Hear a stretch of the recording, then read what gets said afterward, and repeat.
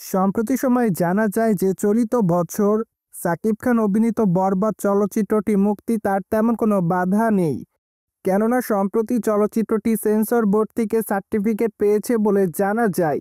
তাই তো বলাই বাহুল্য যে চলচ্চিত্রটি এবার চলিত বছর ঈদুল ফিতরে মুক্তি পাবে।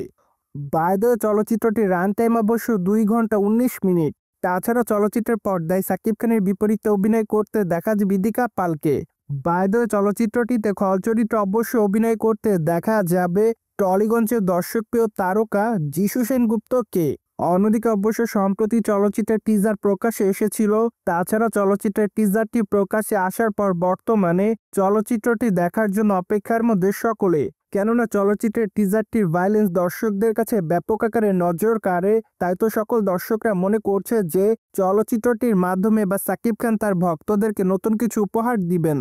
অন্যদিকে বরবাদ চলচ্চিত্রটি সেন্সর বোর্ডে জমা দেওয়া হলেও তাৎক্ষণিক অবশ্য চলচ্চিত্রটি সেন্সর বোর্ড থেকে ছাড়পত্র পায়নি।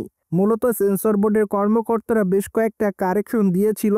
তাছাড়া তারা সে সকল কারেকশন করার পরই চলচ্চিত্রটিকে সেন্সর বোর্ড থেকে অনুমতি দেওয়া হয়েছে বলে জানা যায়।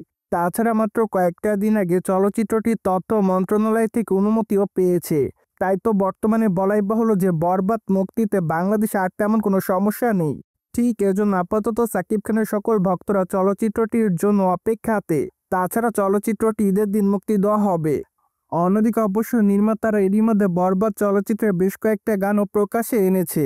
তাছাড়া গানগুলো প্রকাশে আসার পর দর্শকদের কাছে ব্যাপক আকারে প্রশংসা অর্জন করেছে সকলে। তাই তো আপাতত সকলে অপেক্ষাতে রয়েছে সাকিব খানের এই চলচ্চিত্রের ট্রেলারটি দেখার জন্য। মোরবে ধারণা করা যাচ্ছে 2-3 দিনের মধ্যে চলচ্চিত্রের ট্রেলারটিও প্রকাশে আনবে চলচ্চিত্র নির্মাতারা।